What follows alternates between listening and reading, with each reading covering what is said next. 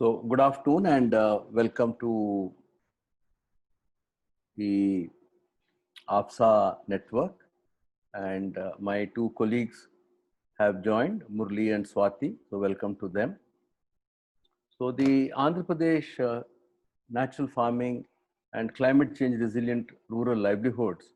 So, we have a vision that by 2027, we should enroll all the 6 million farmers in our state ma région. and enable them to change their methods of cultivation. Andhra Pradesh is a state with 50 million population. It is in the, it's in South India, south of India. We have a very long coast, more than 900 kilometers coast, and we have a semi-arid area in this southern portion, southern and western portion of the state.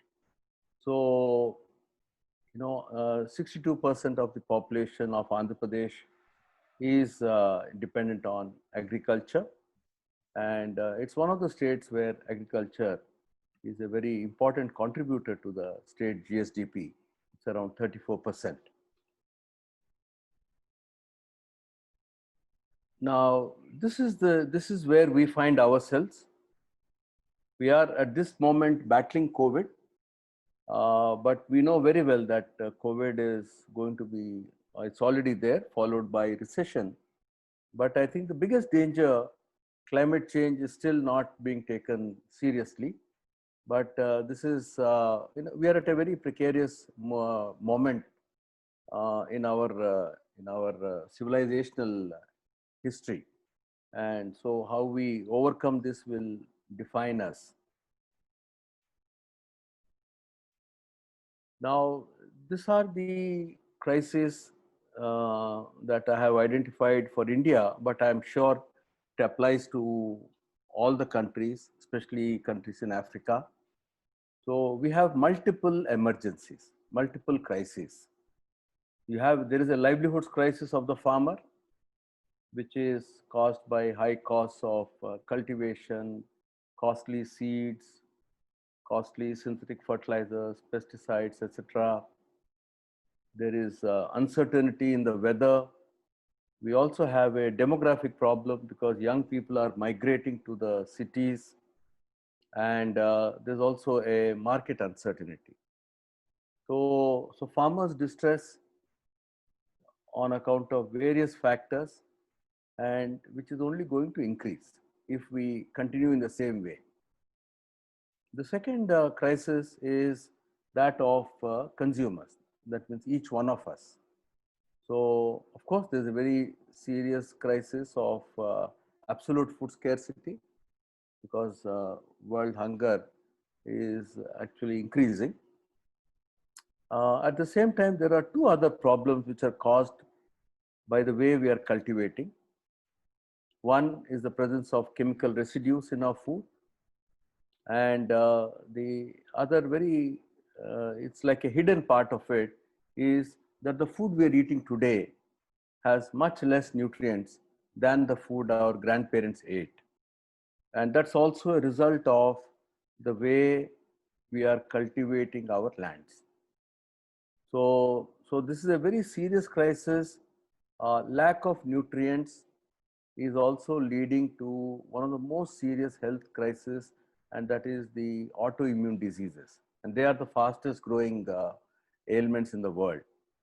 So you have a livelihoods crisis, you have a health crisis, and we are losing soil at a very fast pace. So the lands are getting degraded, lands are becoming deserts.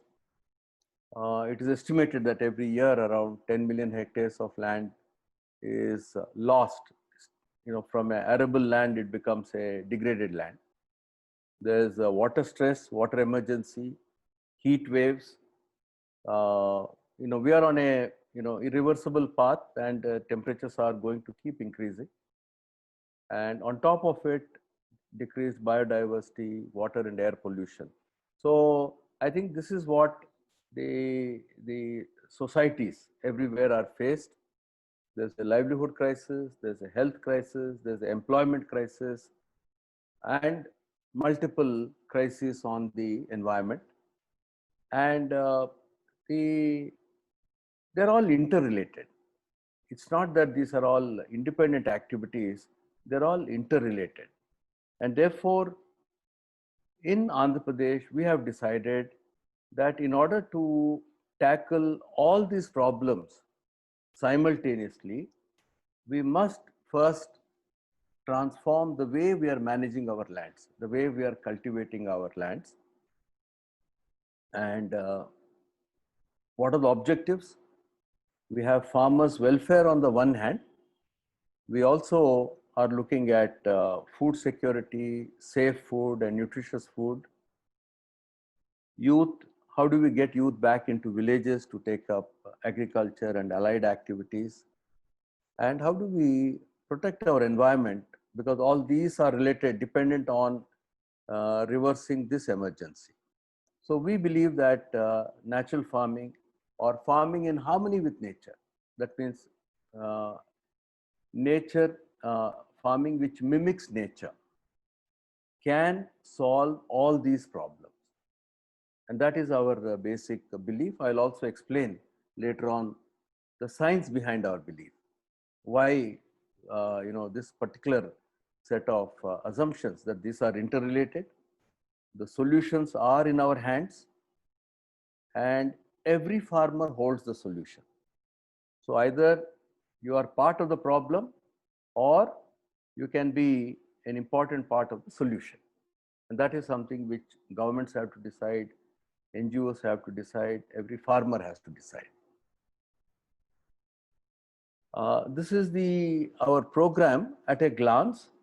We started this program in 2016 in 700 villages of the state, and around 40,000 farmers were enrolled in that first year. And last year, 2019, we reached out to 3,000 villages. That means more than 4.2 times increase in the number of villages. But number of farmers, as you can see, went up some 17 times. And I think what I would like to highlight here is the strength of our program is the way in which we have been able to scale it up. Knowledge, of course, is very important, but if the knowledge doesn't reach the farmers and doesn't lead to behavior change, then that knowledge is fit to be in the libraries. So, and that is the basic strength of the program, is scaling up, reaching out to hundreds of thousands of farmers. And this year we have actually set a target of 1,050,000 farmers and farm workers. So this year we would have reached out to 16% farmers in the state, and we would be present in 34% villages. And when we are targeting farmers and farm workers, because farm workers are the most vulnerable people in a village, because they are landless and they're completely dependent on wage labor in the farmers' fields. So we have a special intervention for them, which is to promote nutrition gardens. I'll explain later. The source of funds for us, our funding comes from government. We have a very important philanthropy which is supporting us to a tune of $16 million, Azim Premji Philanthropy. And this year we have taken a loan from KfW Bank Germany, 90 million euros, to scale up the program further and to strengthen the program. So this is our program at a glance. And what are the results? Because as I said, one of the most important reason for this program is to improve the farmers' livelihoods. And the general apprehension is that if you move into organic farming, or if you do non-chemical agriculture, the yields are going to fall very dramatically, and so farmers will not stick to the program. So I have some happy news on that count. We have done independent assessments for 3 seasons now, 2018-19, 2 seasons, and 2019 Kharif, the rainy monsoon crop. So these three results have come. And what are they saying? They are saying cost of reduction is very significant between natural farming and chemical agriculture. Number two, there is no yield penalty. In many crops, actually, natural farming crops are doing better. And therefore, there is a significant increase in net income for the farmers who are practicing natural farming. The qualitative impact assessment farmers have reported better soil health, resilience, crop health, economic empowerment, dignity of labor, etc. So these are our most important crops. You can see paddy rice is the most important crop. Then we have maize, which is a winter crop. So this is the last year's winter crop result. Groundnut, jawar is a millet. This is a pulse crop. Chickpea, no, black gram is a lentil. Cotton, red gram, another lentil. Chilies, sugar cane. Ragi means finger millet. And onion and turmeric, of course, small areas, but they are important commercial crops. So as you can see, the yield difference is you know is non-significant. This is a statistical term, non-significant for virtually all the commodities. But in three crops where it is significant, it is actually higher in the case of natural farming. So this is something which is very important, which should reassure people who are moving into transforming into natural farming, that if these practices are applied properly, then there's no question of yields falling dramatically. And the second part of the story is that farmers report that year after year the yields are increasing and the costs are decreasing, and so therefore the results will become better year after year. But there is no yield penalty during the transition period. If you take the first 3 years or 4 years as transition, so there is, the farmers are not dropping out. Otherwise, I will not have farmers increase 17 times from 40,000 to 700,000. This is the reduction in cost of these crops. All these are in per hectare basis in rupees. And you can see very significant changes for many crops, anywhere ranging from -10% to -40%. There is only one crop, which sugarcane, where there is a increase in the cost, but otherwise all other crops there's very significant reduction in the cost. And when it comes to net incomes, very significant increases in net income. Paddy, which is the most important crop, we're able to see around 66% increase in incomes. Groundnut is another second largest crop, 24%. Then chickpea, Bengal gram, is another important crop. So that is 133%. So you can see here that as far as the farmer is concerned, their investment costs have come down, their cost of cultivation has come down, their yields are stable, and therefore there is an increase in the net income. And also, more important, almost all the women farmers tell me that they feel they are healthier now once they have transformed to natural farming. In addition to that, there are some outliers, especially in the tribal areas, where they are seeing very dramatic increases in the yields of their crops. Finger millet, which is a staple food, on an average, our farmers who are following SRI, on an average, the yields have doubled. But this is one extraordinary farmer whose yield has actually increased 5 times. So these are not averages, these are outliers. And these are pictures of different crops, just to give you a feel of our farmers and our crops. So this is a paddy, rice paddy. You see the transplantation, interweeding operations, applying the Dravajivamrit, the liquid biostimulant. And this is a maize crop from the, again from tribal areas. This is a maize crop in Guntur district, maize crop, then intercropping in maize. So we are asking them to move away from monocultures. So 10 to 15 crops in each patch of land. That is the model. This is sorghum. This is a lentil crop. This is another millet crop, foxtail millet. Commercial crop in tribal areas, cashew, coffee and pepper.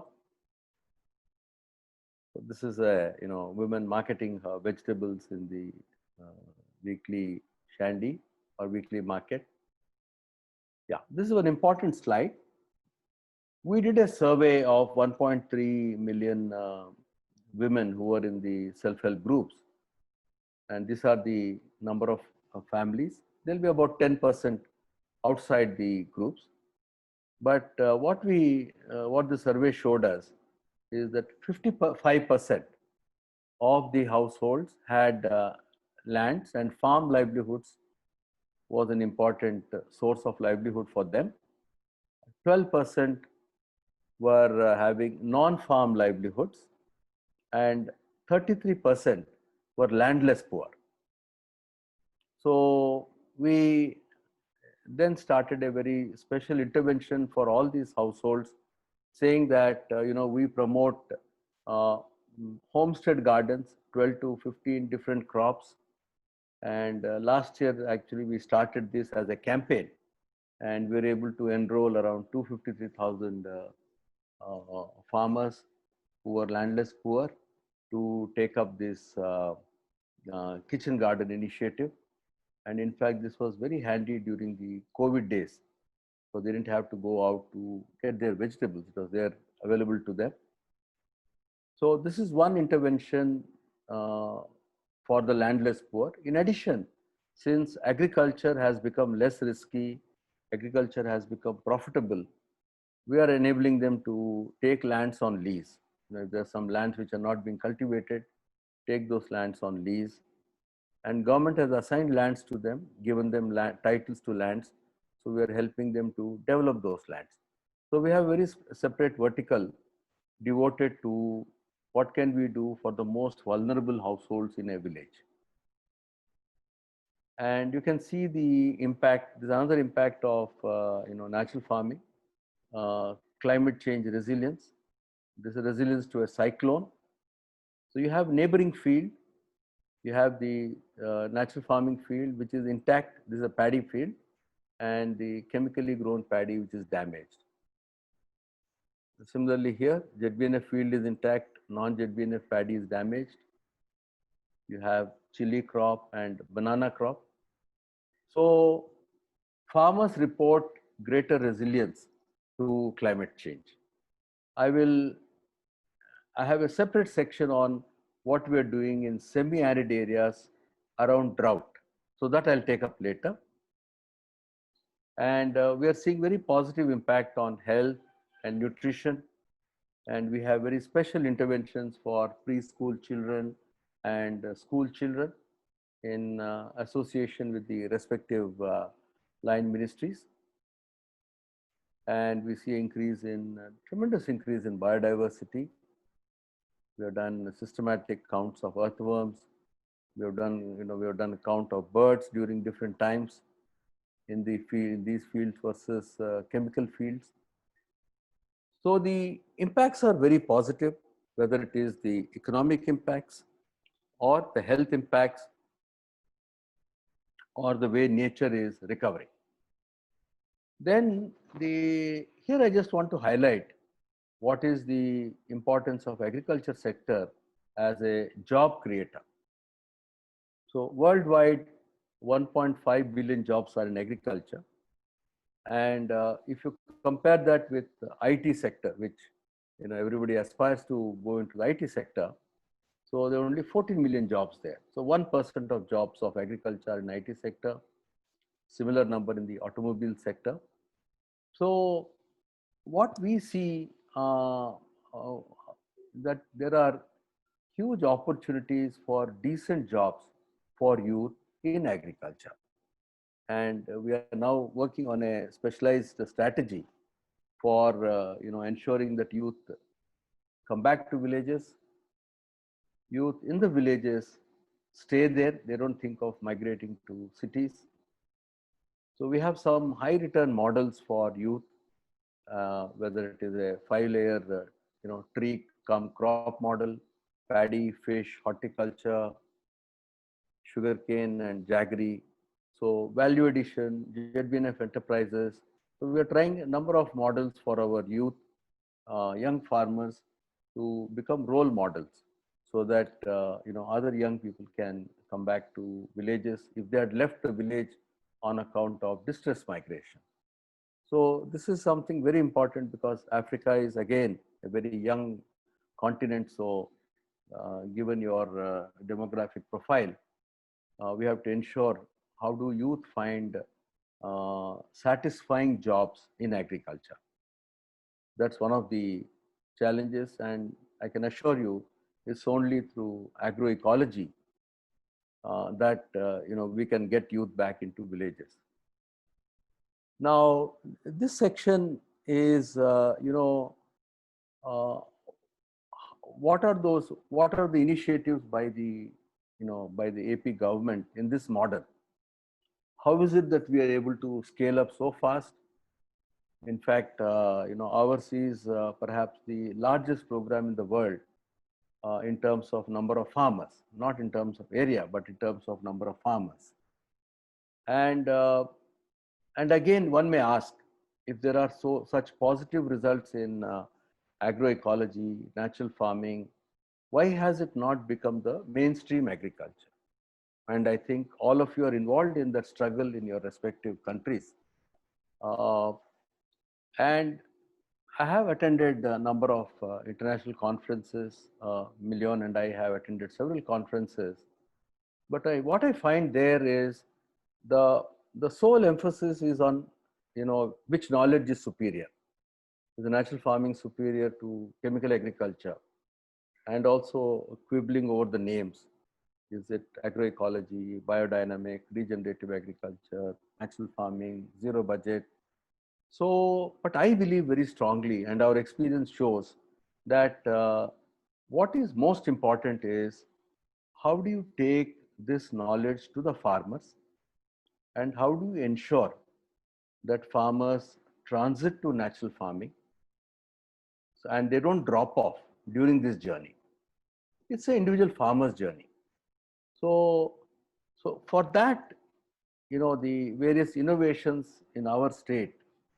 One, of course, is the government support to the program, which is very important because then I can draw support from other line ministries to taking this program further. Second, the knowledge, the package of practices.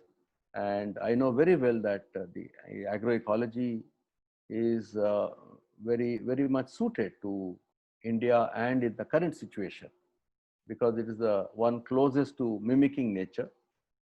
But we have, developed a package of practices, and we have a very good method of taking it to the people. In these photographs, you can see a video dissemination happening around a natural farming practice. We have more than 500 videos, anywhere between 6 to 10 minutes duration, which is used for, taking this knowledge to farmers, to women self-help groups, to young people. And we have two other innovations which, according to me, are the game changers. Uh, First and foremost is our women self-help group movement. Million mentioned that, I was leading the program for organizing rural women. And our belief was that for women to unleash their energies, they need to come together, they need to organize. And of course, they have to have a proper protocols for organizing, for ensuring good leadership, etc. So this program started in the year 2000. The government took a loan from the World Bank, and there was tremendous commitment of the state government to ensure that all women were reached out to. So in 10 years, actually, we succeeded in organizing 11.5 million women in Andhra Pradesh. So by the time I left the program, almost 80-85% rural women were part of the self-help group network. The through the women's organizations, way back in 2005 itself, we took up the program for elimination of chemical pesticides in agriculture with the help of NGOs. And from 2016 onwards, women have been playing a very central part in taking our program forward. So we are dealing in the project area, we have close to 130,000 self-help groups. Each group has about 10 women, and they are federated into 5,500 village federations.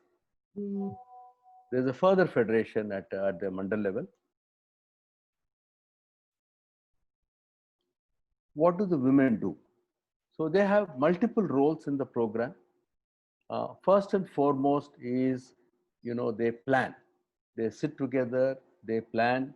If only one person is doing this, they encourage that person to, continue to do this.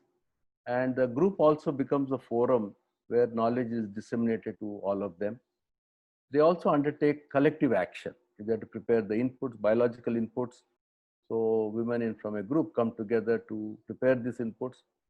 So through that, they learn, and they not only learn, they teach others. They teach each other, and because the women self-help groups are linked to the banks, so in fact, women are more creditworthy than men farmers. So the women are able to finance the transition. So the women are able to borrow if they want to buy cows or they want to buy some equipment. So they are able to borrow from their group and repay back to the group. So the women finance the transition of a individual farmer. And they also identify who are the most vulnerable members in their group and prepare plans for them. And they ensure the program transparency and accountability. So these are the multiple roles that women self-help groups are playing in our program. And to me, this is the most important reason why we're able to take it to such large numbers in such a short period of time. Again, knowledge sharing, preparation of inputs. Here there's a distribution of seeds. Yeah. The second major innovation, which again is a breakthrough innovation, is that our knowledge dissemination is done by champion farmers. So I call them as farmer heroes. So it's not a top-down extension system. So in this photographs, you can see our champion farmer, Sarojini Amma. She is more than 70 years old, but her word is respected. All the farmers in that area, about 700 to 1,000 farmers, they listen to her. She advises them, she guides them.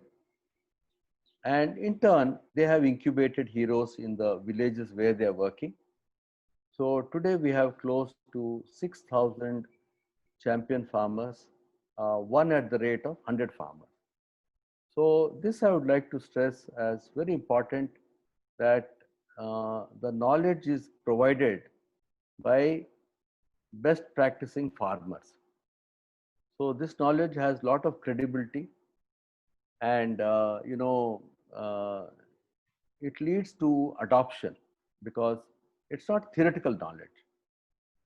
And that is one of the uh, most important reasons for our success. The women self-help groups and the champion farmers together.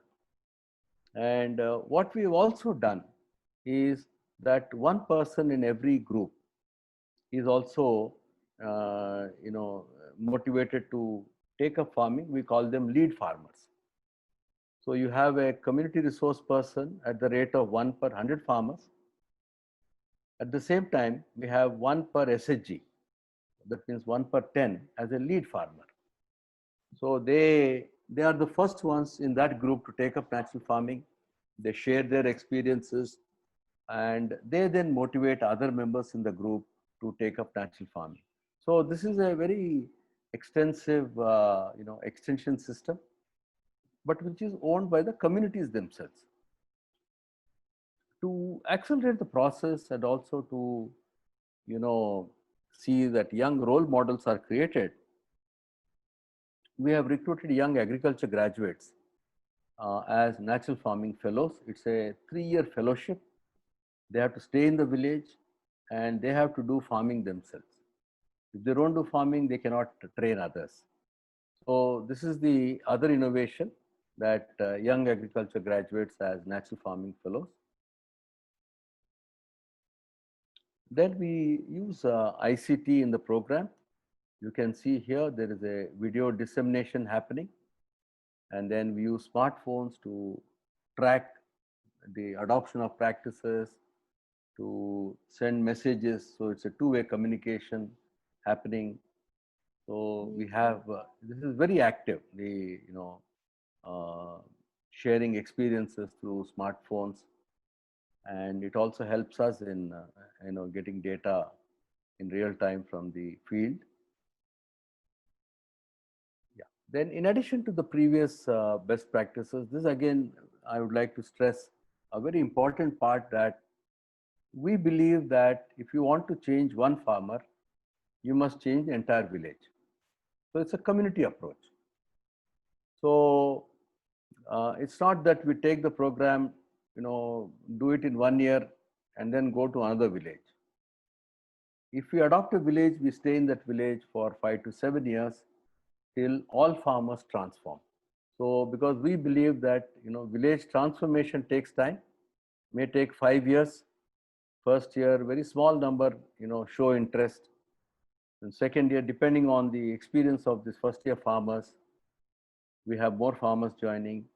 Then third year, then by fifth year, we expect more than 80% farmers joining us. So this is the village journey. But then every farmer has her own journey. So first year, she may do only in 1/4 of the area or 1/3 of the area. So she doesn't want to take a risk. The remaining 3/4 is done in a conventional manner, but 1/3 is done following our protocols. But this is knowledge intensive agriculture. So first year, they may not be able to apply all the protocols properly. So by second year, they are more experienced and they take up more area. So second and third year, they also see much higher yields, much better profits. So we believe that this is very, very critical, that hand holding a farmer in her transition.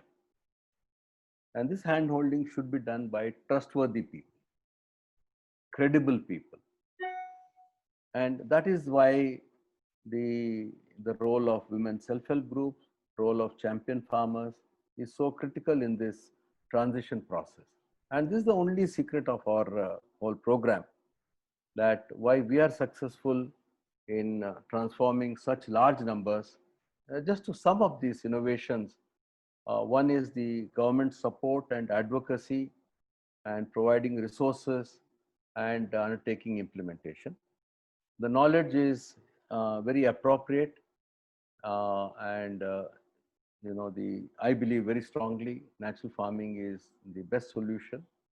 So we have package of practices, videos, etc., to take them to the people. We have primers. We have prepared nice stories about each of these practices.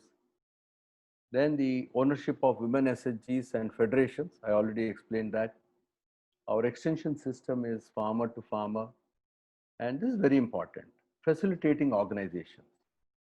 So government itself is acting as a facilitating organization, but we also have the support of NGOs in our state. who are doing hand-holding in different geographies. And ultimate facilitating organization is the community-based organizations, farmers cooperatives, or the women's federations. So these are the three kinds of facilitating organizations. We believe in long-term hand-holding support, and our journey uh, has happened on account of our success in this journey has been on account of innovations and learning from innovations which are coming from the field or which are coming from some of our NGOs or from our own staff. So all this has contributed to our learning. And then initially there were a lot of people who were saying, why are you going back to traditional agriculture? Where is the science in this? So we have collaboration with scientific experts from across the world, and that has helped us, in sort of getting the continued government support and also support of many other organizations. And this global collaborations with national institutions. So I believe in that these are our key innovations, which have led, in a very short period of time, scaling up to in such a fast manner, and also that our dream that all 6 billion farmers can can be transformed, can be reached out to. So we are more confident. Yes, we are on the right path. Of course, I have to find resources. That's anyway, I'm doing that work. But in terms of our confidence in reaching out to 6 million farmers, we are very confident that that is something that can be done. Now, I just want to go a little bit into what is the science in the natural farming, what are the different elements of science. Uh, but first, what is the crisis?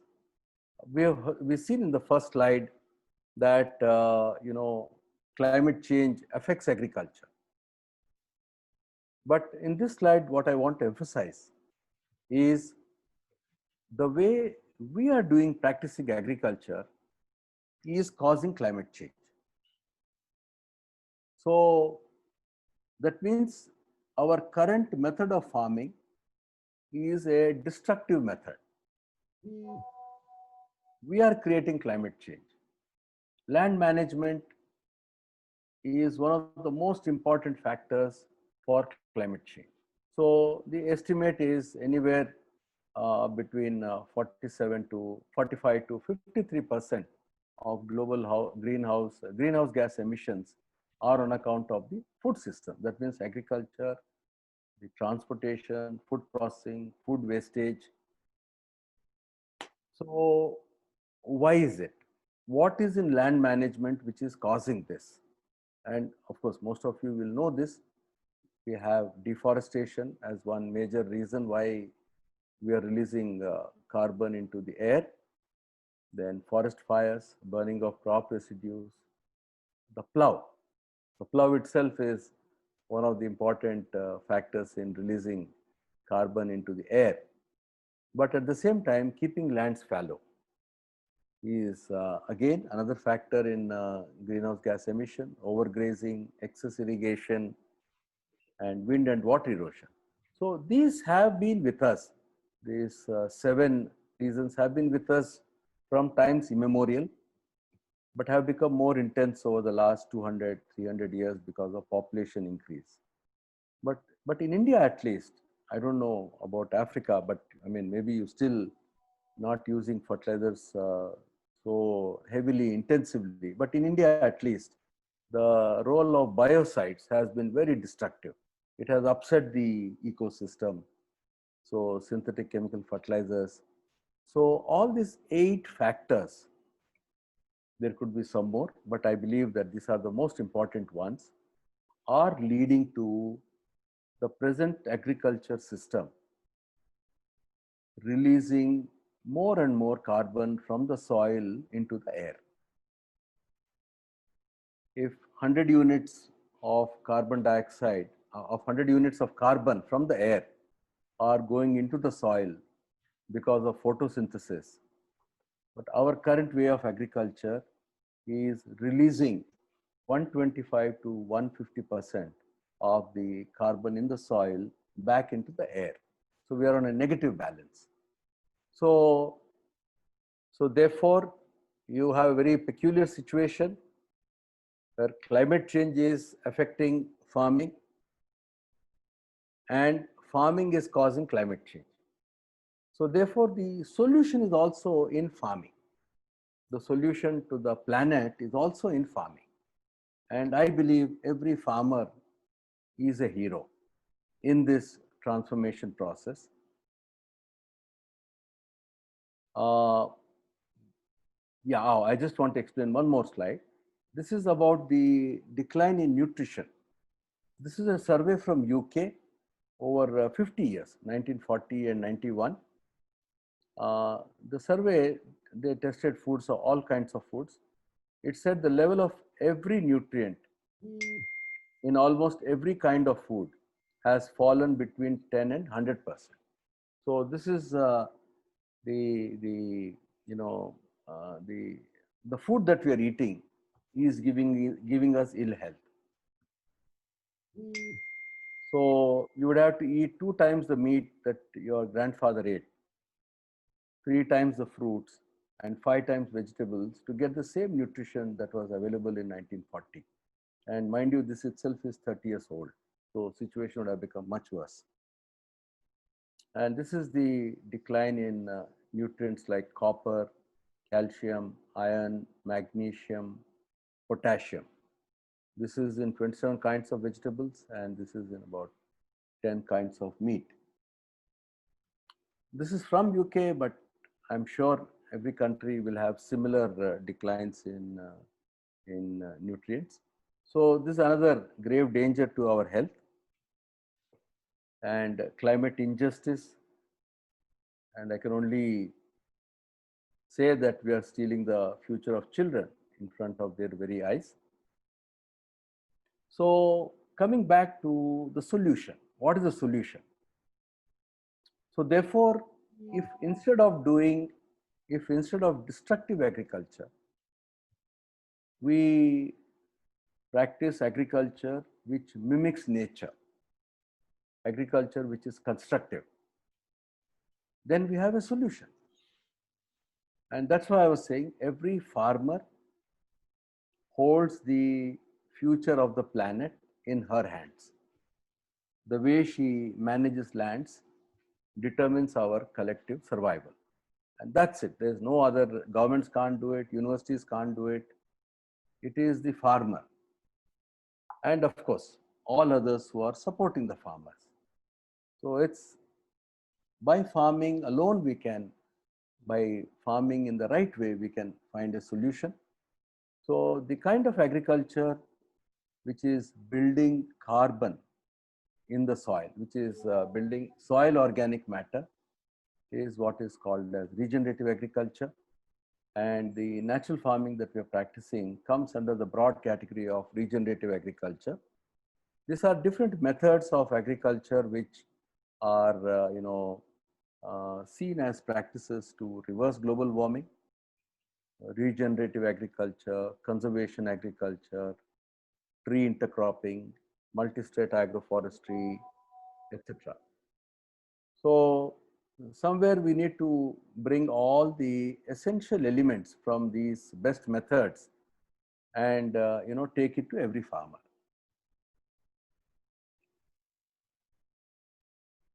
Yeah, a little bit of science here. When we talk about regenerative agriculture, what we are saying is we should do what Mother Nature has done. Because life on landmass started around 500 million years ago. There was no life on the landmass till that time. Entire landmass was a rocky surface. So it's only through microbial action that soils have been formed. And carbon dioxide from the air has been stored in the ground. So what is the process? The photosynthesis process is capturing carbon dioxide in the air and taking water and in the presence of sunlight, because solar energy is the source of energy. So it's converting it into carbohydrates or sugars. So these sugars, 40% of this food is stored in the leaves, but 30% is stored in the roots, and 30% of the food is actually exuded into the soil. And why is the plant doing that? With great difficulty, it is manufacturing food, but why is it gifting away 30% of the food into the soil? And this is a system which nature has designed, the soil food web. It's a beautiful system designed by nature, not by man. And this has been happening over millions of years. So what is the process involved here? The root exudates are food for bacteria and the fungi. And in turn, of course, I will not go into the details, but basically the bacteria and fungi, through very complex biological actions, are providing to the roots the nutrients that a plant requires for a healthy growth. So plant, it's not enough to have carbon, hydrogen, and oxygen. Plant requires anywhere between 30 to 40 elements, and all of them have to come from the soil or from the air. So nitrogen, phosphorus, potassium, zinc, sulfur, boron, manganese, etc., etc. So all of them have to be taken from the soil and nitrogen from the air. So this nature has designed this beautiful system where the plants are giving food to the microbes. The microbes in turn are providing to the plants the nutrients that they are not able to make by themselves. So this is a beautiful exchange system which exists in nature. And so what is our duty? Our duty is to keep this soil food web as healthy as possible. That's all we need to do. If you are able to allow nature to take its own course, then the very positive results are available to us. And what are those positive results? First and foremost, you are able to put carbon into the soil and allow it to remain there. So in regenerative agriculture, if we are taking 100 units of carbon from the air into the soil, we are retaining anywhere between 15, 20, 30% back in the soil and sending the remaining back into the air. So there is a positive balance, positive addition of carbon into the soil.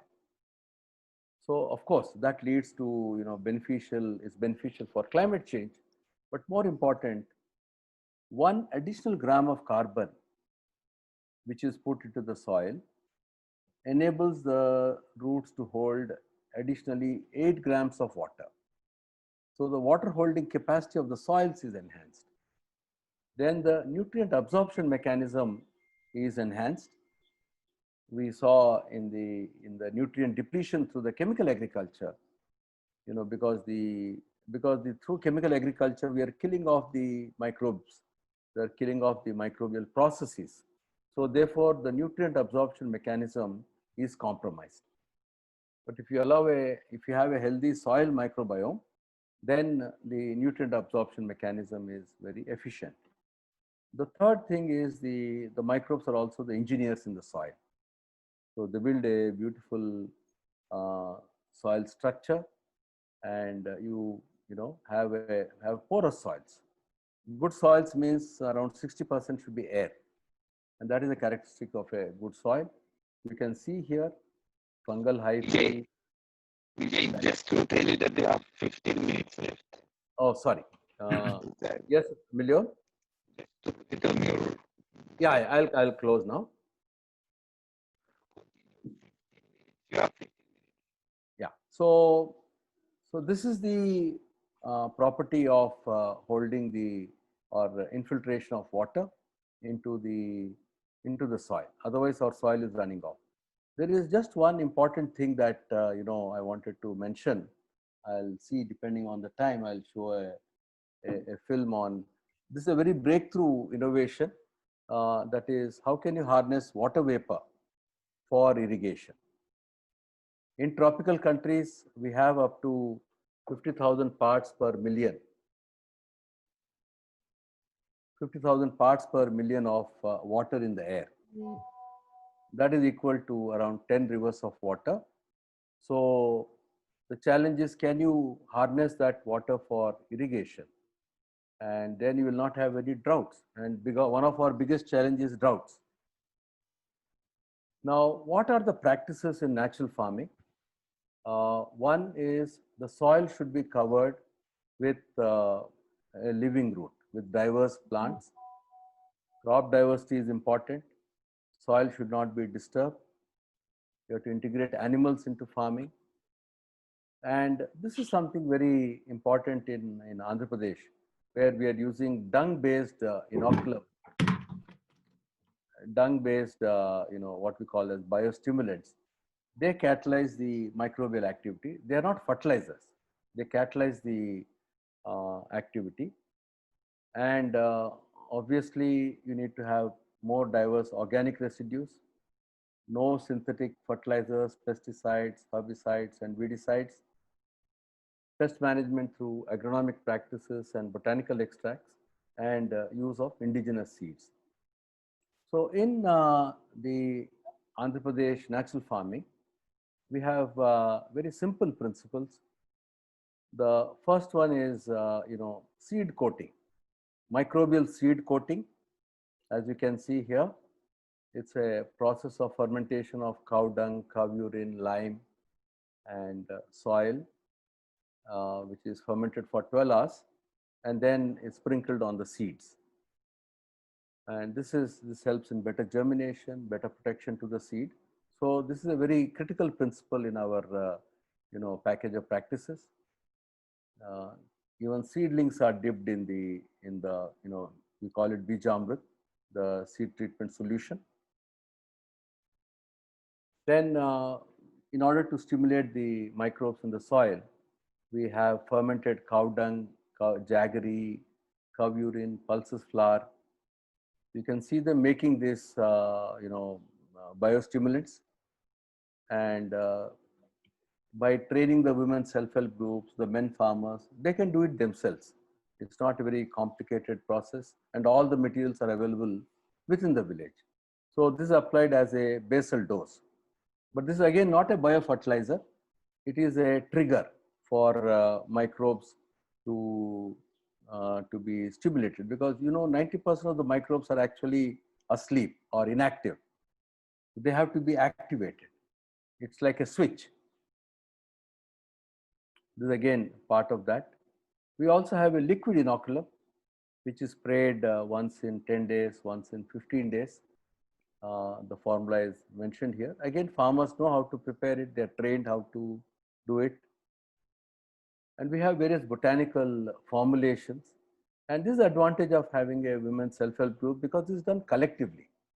They learn, they teach each other, and they compare the results.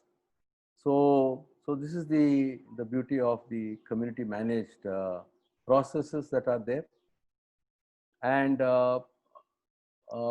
what I will do in the very limited time, I would like to show a film on the harvesting of water vapor for irrigation. So, and then if there is time, I'll go through the remaining slides. But I'll stop this for the time being, and I'll show you a video which explains the how water is harnessed for irrigation. And I think this is very important for Africa, very important for my country.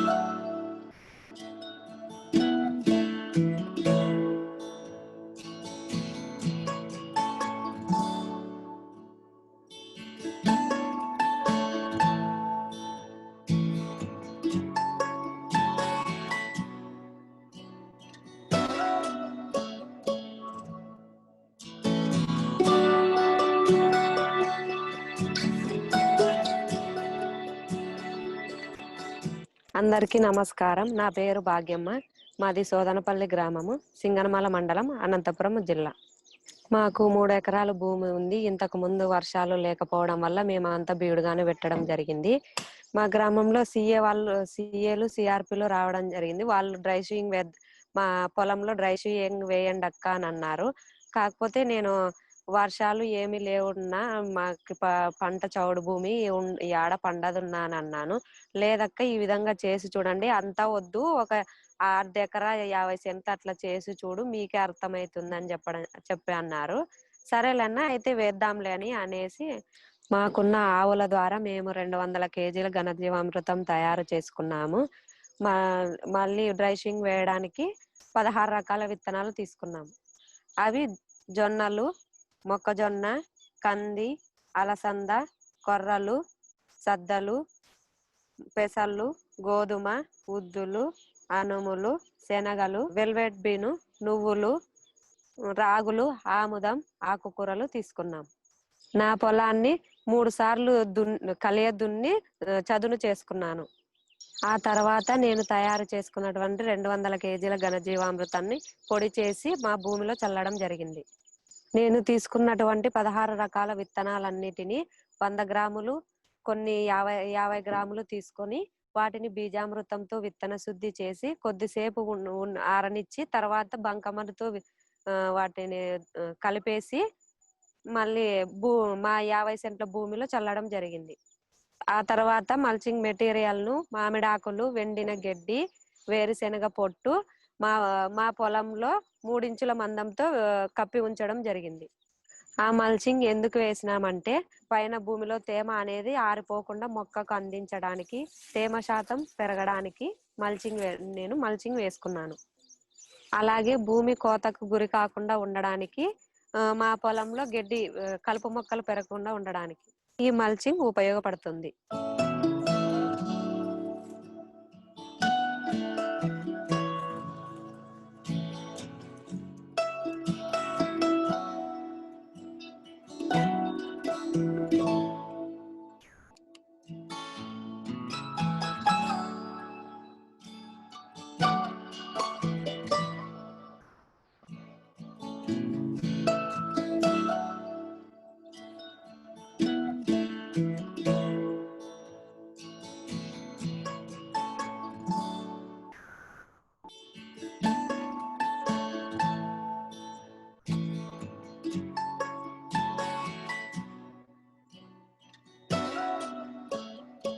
విత్తనాలు చల్లిన తర్వాత mulching వేసిన తర్వాత 20 రోజులకి వర్షం రావడం జరిగింది.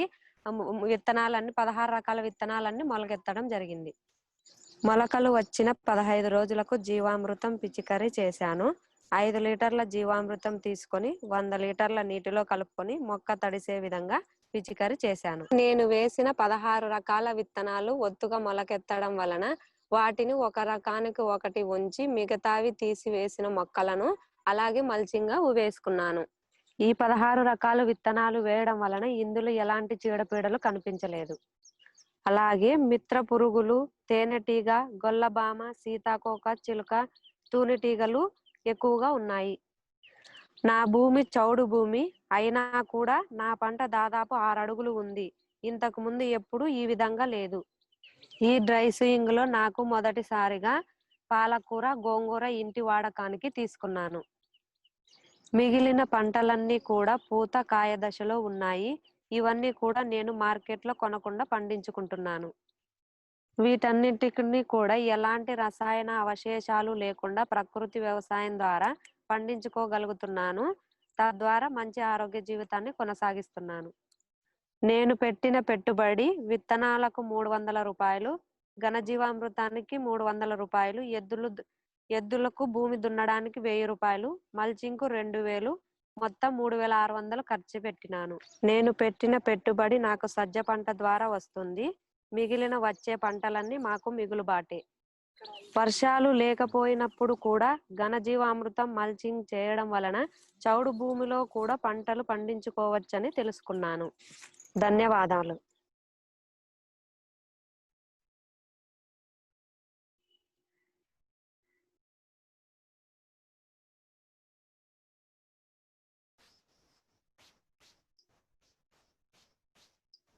So what you have seen is a innovation from us. I'll yeah. So with this, we are able to take up sowing even when it is not raining. So we call it 365 days green cover. Uh, it, I'll skip all this because of lack of time. Yeah. So we started this in 2018 May with 11 young agriculture graduates, and that went up in the second season to 1,000 farmers. And in the next season, almost 7,500 farmers in the April to September, and October to March, 5,000 farmers. But this year, we have 90,000, more than 90,000 farmers who have taken it up from April onwards. And this, I believe, is going to be a very big revolution in agriculture, because we are tapping. I was inspired by this scientist Walter Yana, who from Australia, and who he visited us. He spent 10 to 12 days with us. I'll draw your attention to one slide only. He estimated that crop to be around 12 to 15 tons per hectare of the biomass. And he says this crop has consumed 15,000 tons of water on a per hectare basis. But the rainfall accounts for only 4,000 tons of water. So where did the plant get 11,000 tons of water? And he explained to us there are multiple ways in which this could have happened. But according to him, 60 to 80% of that is the water vapor which has been harnessed by plant grown in organic method. And he is helping us to figure out which particular, because there is some water required till germination. And then post germination, of course, the water vapor in the air helps. So this is a very big breakthrough for the whole world. And I think it's something very, very relevant for all of us, particularly Asia and Africa, because vast portions of our land don't have irrigation, very little rainfall, very high temperatures.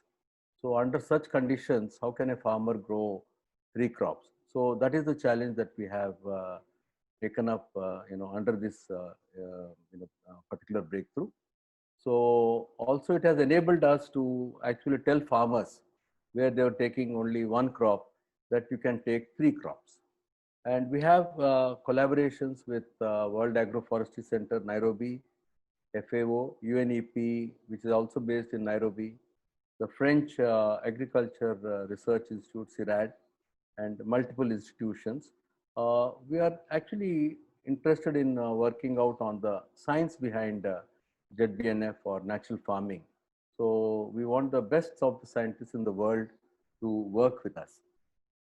And this last slide is what there's a new theory in the world, which is again, Walter is one of the big proponents of that, who believe that it's not just the carbon cycle, but also the water cycle which is broken.